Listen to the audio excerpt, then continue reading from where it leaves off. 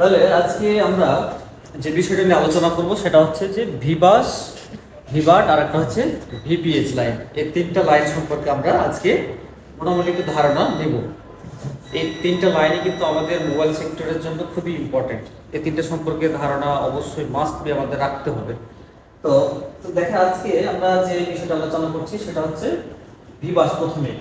তো এই জায়গাটাতে একটু দেখেন, খেয়াল করে আমি একটা মডেল বের করে রেখেছি Redmi 9A। এই Redmi 9A মডেলে আমি প্রথমত যে জিনিসটা নিয়ে আসছি ভিবাস ইন, অর্থাৎ ভিবাস লাইনটা কি, এই লাইনের প্রবলেম হলে কি কি ধরনের প্রবলেম হতে পারে এবং লাইনটা কোথায় কোথায় যাচ্ছে, কিভাবে ইনপুট এবং আউটপুট হচ্ছে, এই পুরো প্রক্রিয়াটা আজকে আমি আপনাদের দেখানোর চেষ্টা করছি।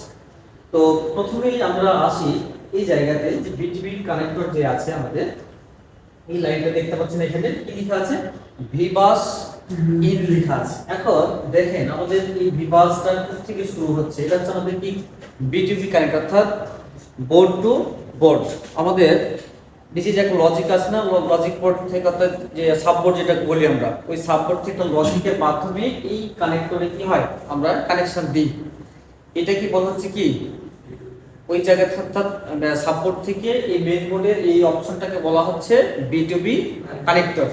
আর এই বিটুবি কানেক্টরের একটা সাইড হচ্ছে পজিটিভ আর একটা সাইড হচ্ছে নেগেটিভ। তো এই সাইডটা হচ্ছে আমাদের কি পজিটিভ, কারণ এখানে আপনি যদি লক্ষ্য করেন দেখেন কি লেখা আছে, ভিবাস লেখা আছে। তাহলে ভিবাস লাইনটা অর্থাৎ এই জায়গা থেকে কি হচ্ছে শুরু হচ্ছে। তো এই জায়গা থেকে যখন শুরু হচ্ছে তো দেখেন এই অংশটা হচ্ছে আমাদের কি পজিটিভ সাইড এবং পাশে একটা কি আছে টিপি পয়েন্ট আছে। ওই টিপি পয়েন্ট এবং এই পজিটিভ সাইডে যে কোনো এক জায়গাতে ধরলে আপনি মিটার ডিসি মোডে আপনি কি এখানে 5 ভোল্ট অর্থাৎ 5 প্লাস 5.2 ভোল্ট পাবেন। তো মূলত এই জায়গা থেকে কি হচ্ছে শুরু হচ্ছে। কখন শুরু হবে, যখন আপনি কি করবেন মোবাইলে অর্থাৎ পিনের চার্জে যখন আপনি লাগাবেন, তার আগে কিন্তু পাবেন না। অর্থাৎ চার্জে লাগানোর পরে আপনি এই বিটিভি কানেক্টরে আপনি কত ভোল্টেজ পাবেন, 5 ভোল্টেজ অর্থাৎ 5 ভোল্ট প্লাস কিছু আপনি পাবেন। এখন এখান থেকে পাওয়ার পরে দেখেন লাইনটা কোথায় কোথায় যাচ্ছে এটা প্রথমত আমাদের জানতে হবে। তো দেখেন এইভাবে আপনাকে ডিরেকশন দিচ্ছে,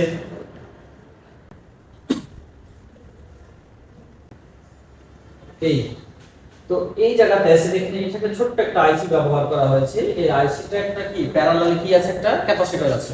এই প্যারালাল ক্যাপাসিটরের মধ্য দিয়ে আমাদের একটা ছোট্ট একটা আইসিতে ইনপুট করছি এই বলে, অর্থাৎ এই আইসিটি কি বলা হচ্ছে ওভিপিআইসি। কি আইসি?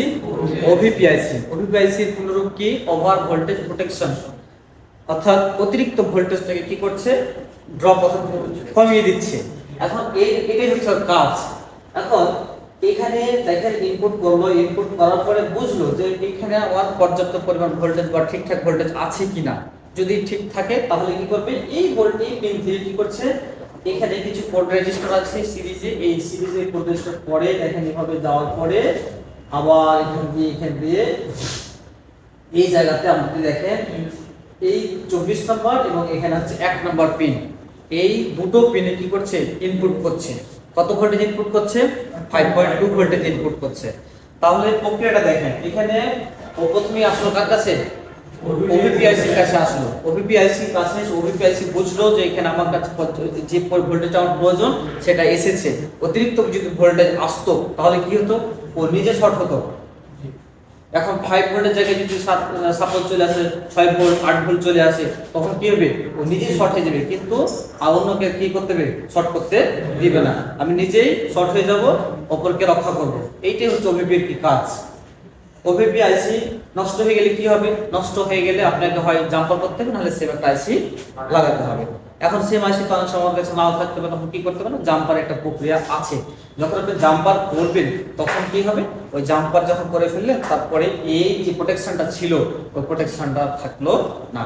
এখন অতিরিক্ত যে ভোল্টেজটা আসবে ওটা আর একে ক্ষমতা রক্ষা করতে পারবে না, তখন হিট করবে কাতি চার্জিং আইসি হিট করবে, তখন চার্জিং আইসি নষ্ট হয়ে যাবে।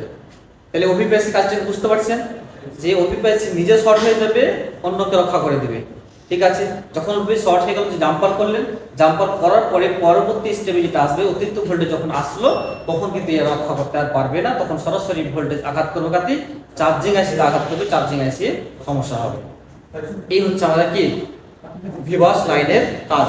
এখন এই ভিবাস লাইনের যে কোনো একটা জায়গা কি হয়েছে, ধরেন সাপোজ এই জায়গাটা কেটে গেছে, কোনো কারণে হয়তো পড়ে গেছে, লাইনটা কি হয়েছে, কেটে গেছে। এখন আপনার সেট কি থাকবে, সেট ডেড হবে না চালু থাকবে? সেট চালু থাকবে, কিন্তু আপনার চার্জের যে প্রক্রিয়াটা ছিল ওটা কাজ করা বন্ধ করে দিবে, অর্থাৎ চার্জ আর হবে না। তাহলে ভিবাস লাইনে যদি কোনো প্রকার সমস্যা দেখা দেয়, সেট চালু থাকবে কিন্তু ওর যে কার্যকর ক্ষমতাগুলো ছিল সেগুলো আর হবে না।